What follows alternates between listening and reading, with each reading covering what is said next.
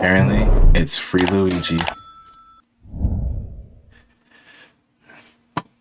Apparently, it's not free Luigi. Can you tell us about your sign? Yes. Government recognized terrorism, MLK, Nelson Mandela, Gandhi, Luigi, Mangione. And this just speaks to the fact that historically, many human rights leaders who have stood up against mistreatment, against apartheid, have also been labeled as terrorists to sow doubt and fear. Obviously, what Luigi did was an act of violence. Not going to touch on that as much, but he has lifted us out of the dust in the trivialness of politics and legislation. And I believe that this is being done to send a message. Healthcare should not be for profit. That is the bare minimum. If you put profit anywhere near protecting human life, people will prioritize profit. You cannot have a for-profit system that prioritizes human life and profit. It is impossible. I've had somebody on the floor fainting, on the verge of dying, who was literally saying, begging, please don't call an ambulance because my family cannot afford it. Do you know what it is to have somebody in so much pain and only thinking my family cannot afford it? What was that? I'd like to ask the public in general, pain and... Bro, chill. Charge for a ride, 900. Additional charge per mile, 15. Proposed rate. Hello. It is to have somebody in so much crazy. pain and only thinking my family cannot afford it. I'd like to ask the public in general, why is there a correlation with profit and denying people the right to healthcare in their most vulnerable moments? As you may be aware, there are some current health insurance policies out, such as limiting the number of hours of anesthesia that will be covered by health insurance for patients. And recently, another health insurance company changed their policy on benefits for children with autism. At the end of the day, our message is not to comment on any healthcare policy alternatives, but to state insurance companies, business people, and people looking to make a profit should not be the ones in charge of which healthcare treatments or procedures people can receive. Health overwhelmed! What's up, guys? 2:28 p.m., December 21st, 2024. I'm here in Washington Square Park in New York City. There appears to be a few things going on right now. There's a rap battle cypher happening. There's some kind of TikTok dance challenge, a free the hostages protest. TikTok dance free challenge. Luigi rally. You guys probably know who Luigi is. He's being held at MDC in Brooklyn right now. Nigga in there for a body, but he doing the right thing. It says Luigi been the dawn since he put his Pampers on. Vagabonds ran out the mouth like a marathon. Spazzing out, he hopped in the Oh, he said it. With the shooters got more names than every on. Free Luigi, gang. That ass. Free Luigi. I'll trade plays. I've been in jail for 5 years. He don't know what it's like yet. He is suspected of assassinating I don't know what CEO it's like of United yet. Healthcare, Brian Thompson. Brian Thompson is dead after being shot in Midtown Manhattan. The shooting happened near the Midtown Hilton.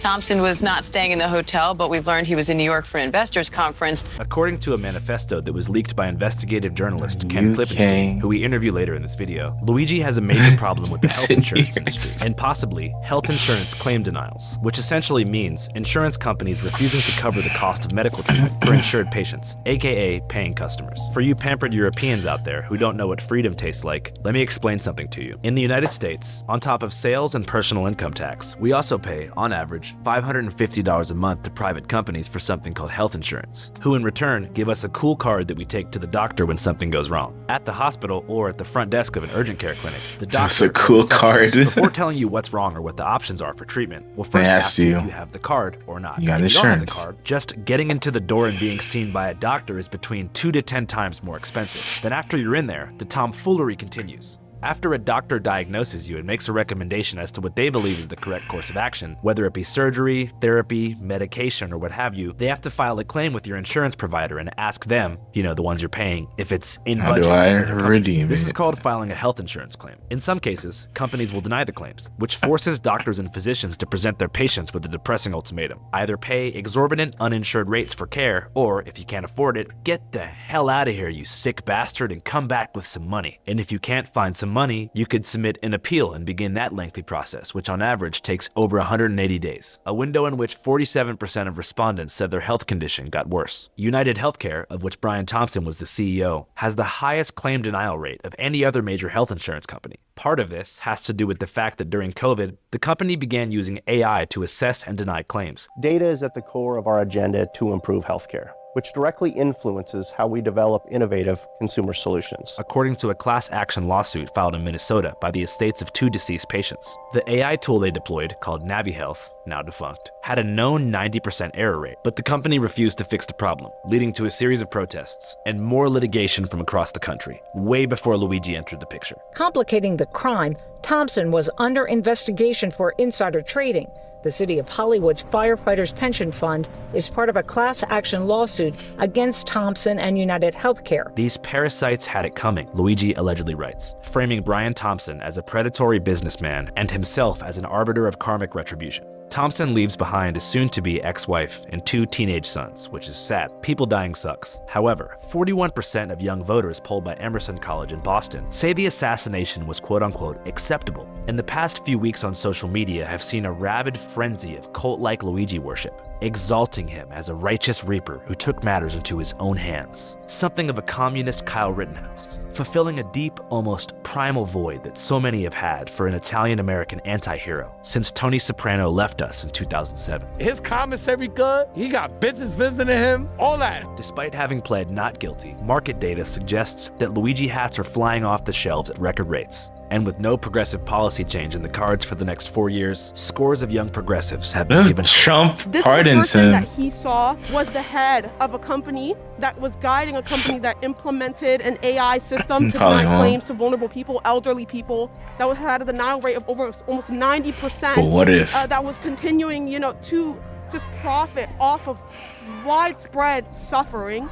If you were to ask how many people who are insured get denied their health care claims, there's no math on that because they will never release those numbers. They don't have to, and it would incriminate them. If you were to ask how many were uninsured and die every year, it's approximately 48,000, which is 4,000 people a month, 130 a day, 5 an hour, and 1 person every minute and a half is dying in this country because they're being held hostage by the health insurers. Every person that dies does not just die. They are killed by the health insurance system. They are assassinated. They are executed by the capitalist system for profit. Wow. And so to pretend that one man in charge of that system being executed is somehow more important than every single person every minute and a half who is being executed it's abominable. Imagine carefully planning the execution of someone you don't even know, haven't met, someone who hasn't done a thing to you, and now he's a hero to some on the left. The media pretends that because you shoot somebody, it's somehow more unacceptable than to sign a paper denying somebody coverage and signing their death warrant. But it's murder just the same. As sad as death is, I mean, this country has been built on blood and death. And the president and the vice president are posing and smiling with a known murderer, Daniel Penny, who we know murdered a man. Whether the legality lets him go to prison or go free is a completely different thing. So I would say to the president, if he would stop eating McDonald's and get out of the golf resort, he could maybe ask the billionaire who's dog walking him if he could start working for healthcare for the people that elected him. Because health is one of the most important things to being human. It's one of the things that continue to make us humane, that allow us to do all of the things that society continues to build on, all the things that make you happy, activities, whatsoever. If you are not in good health, then that basically closes the door to every other thing that you would like to do in life. And every other major first world nation, and all of the others, have universal health care. I came down here because personally I'm going through the whole healthcare thing. I got the same back surgery as Luigi.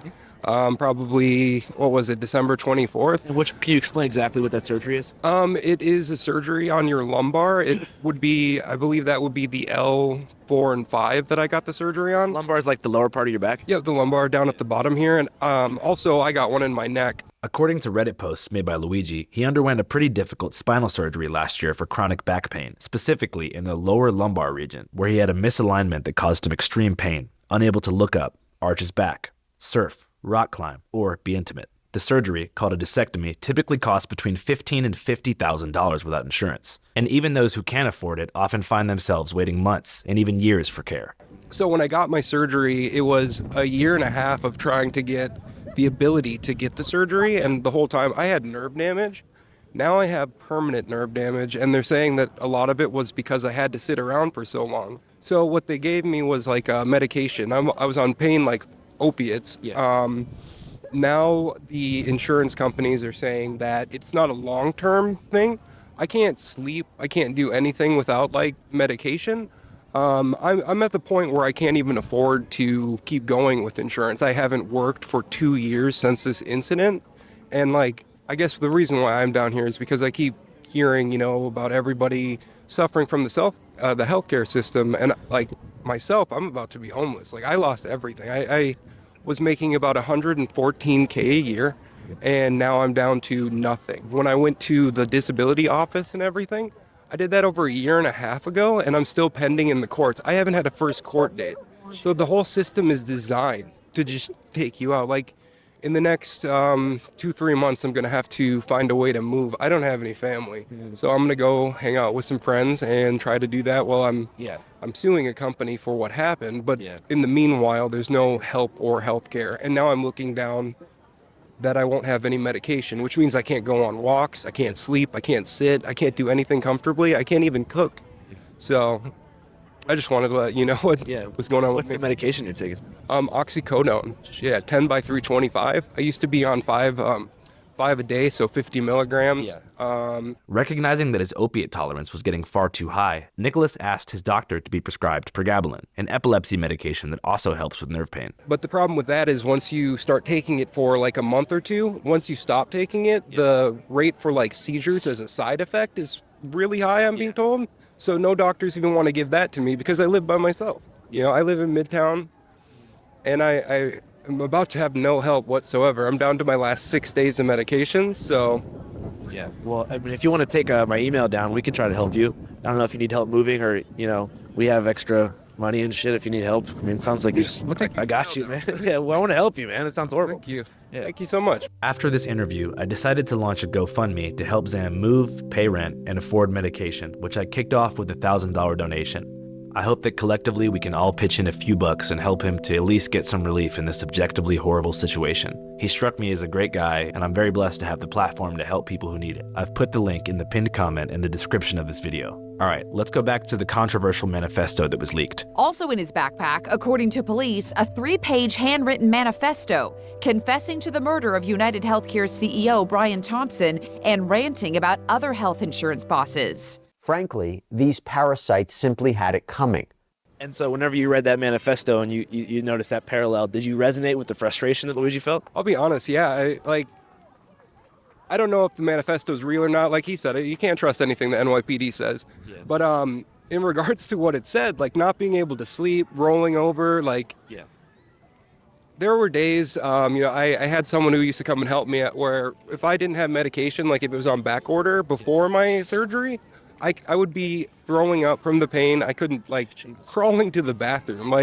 It was fucking terrible. And sorry. And also, if It's not the real news. You can curse all you want. As illustrated by this conversation, there's been many disputes regarding the authenticity of the hold on, I'm watching this video. However, the journalist who leaked it is quite reputable, so I believe it to be real. And I had many questions for him. Here's what Ken had to say. I'm Ken Klippenstein. I'm an investigative reporter. You made the choice to leak Mangione's manifesto to the public. I want to know why you made that choice. Well, I just thought it was media paternalism at its worst to withhold this on, I think, the dubious grounds that releasing this out of the public is going to be like some kind of code word, like in the Manchurian Candidate, where it's just going to activate something in everyone's brain and cause them to take out acts of violence against other CEOs. I mean, all this sounds very familiar to me. It reminds me of the argument that violent video games is causing shootings. I think it's just scapegoating something else because people don't want to deal with the underlying issue of why would the health insurance industry produce grievances of the sort that would cause people to find memes about this person dying funny. That's the question that people should be looking at. And to me, that is the kind of active ingredient in all of this that's driving the response. The Luigi Mangione. But instead of looking at that, they're just kind of wagging their finger and saying, "Oh, if we just take it down from everywhere." I mean, I had internal chats from the New York Times staff leaked to me showing that they were instructed from on high above, like senior management, telling them we need to quote dial down the use of Mangione's photo, his headshot in pictures. The idea being we don't want to play into the glorification of him, and the idea that a picture of somebody is going to intrinsically just again cause everyone it shows you how much contempt they have for the public, that they think people are zombies that are just going to see something and just act it out, and there's no critical thought that happens. Is that their version of populism, killing good CEOs? guy? And look, to the extent that they're justifying this, what they're doing even worse is they're tacitly encouraging copycats. So you're saying that the CEOs and the government are scared of like a V for Vendetta final scene in Joker contagious wave of assassinations happening? In fact, they use that word contagion. If you look at what the head of NYPD intelligence, which is a very big office, NYPD is, on the footing of a national agency, multi-billion-dollar budget. And she gave a public speech to the Atlantic Council, a think tank, in which she described this explicitly in, counter-terror terms, including the speech being expressed in support of Mangione. And so it's not just about him as an individual. They are treating this, like you said, and using the word contagion. There's this whole, law enforcement theory that it is almost like the Cold War. Or Vietnam, the idea that it's going to jump from communism will jump from one country to another and then it'll spread to another. I haven't seen any evidence for that. To date, there's no example of somebody shooting someone else in response to this. There is an example of a lot of people posting mean tweets and things, but to say that that is comparable to, murdering somebody, there's just no comparison. And so there's no evidence for it. I mean, I guess what they would say is, well, wait and see. Yeah. But what it says to me is that there's a lot of people in the intelligence community that don't know how to read the internet and don't understand irony and don't understand sarcasm and don't understand, shit posting. And so they take it at face value and say, wow, there's this army of V for Vendetta masks that are just going to, come out in force with pitchforks and come after us. And that really seems to be what the manner in which they're responding. It's a sort of moral panic I think we're seeing right now. And my hope is that people will look at more and more of the evidence come out, not just in the form of the manifesto, but the trial that's going to happen, and say, hey, there's much more to this story than that some guy snapped and just went crazy or whatever. Yeah, I think there's a big conversation to be had too around the idea of violence. I think that, of course, we know shooting someone in the head or in the body, wherever he was shot, that's violence. That's, you're shooting someone. People think of fist fighting and those kind of actions. Assassinations that's violence. But they don't use that term when they think about policies that lead to people dying and healthcare and medicine prices that result in people dying or people claiming that effectively is a form of violence. You might not be being strangled to death, but you would have otherwise lived if it wasn't for their policies. Yeah. And when you look at the urgency of the discussion around this, let's be frank, one person who died, again, there has been no other attempt to kill anybody anywhere else, no evidence of a copycat attack. It's hard to look at that and say there's any other reason for that than that he was a really rich, powerful person. And he's still benefiting from that status even in death, while literally tens of thousands of people die from having to ration insulin, for just one example, something that costs pennies on the dollar to manufacture. It's a disgrace. What do you even say to that? And the fact that the people in sort of the corporate media can't understand why somebody would be driven to rage over that, whether or not you support what he did, not understand that mindset. It's like, wow, they're really out of touch. They don't get it. Yeah, they never will get it, but it's okay. If you'd like to see our full, uncut interview with Ken, where we break down the manifesto sentence by Ken sentence and discuss Klippenstein, everything under the sun, go to our Patreon, www.patreon.com/channel5. As many of you know, we are totally independent and mostly crowdfunded. So if you'd like to support us and see some uncensored, exclusive content, head on over. I'll put the link also in the description and bio. Thanks. Channel 5 live worldwide, Hollywood. Channel live. 5. Fuck the authority. Channel 5 News. Channel 55. We don't fuck with custers. And 5 is the best number. Oh, media share is on Sunday. I could charge you 200, like Oh, just Sunday. For this video alone. I said a lot of things. I can charge you 200 too. You can't. You know why? You know you can't. Why? I'm a part of Lyrical Lemonade, which is a contract company. I said Lyrical 4 things Lemonade? that are copyrighted. I'm under them. Oh, really? Yeah. You know Cole? Cole? Yeah, Cole Bennett? Yeah. He actually has 3 videos of mine on YouTube. Damn, so you got a lot of shit going on. This is a reminder that we also have a lot of shit going on. And one particular new project that we're very excited about. It's called Canal 5 con Andrés Callahan. Some of you may have seen our coverage of gentrification in Mexico City. Oh, Spanish channel? And got the inkling that Channel 5 was expanding its operations to the Spanish-speaking world. Well, Dios mío, you're goddamn right, and we've taken things a step further and hired an actual team of voice actors to overdub all the classic Channel 5 videos. So you can watch classics like Connecticut Kia Boys, cualquier destornillador, cualquier cable USB y consigue el auto que quieras. Crip Mac, Coster, es así en la 55.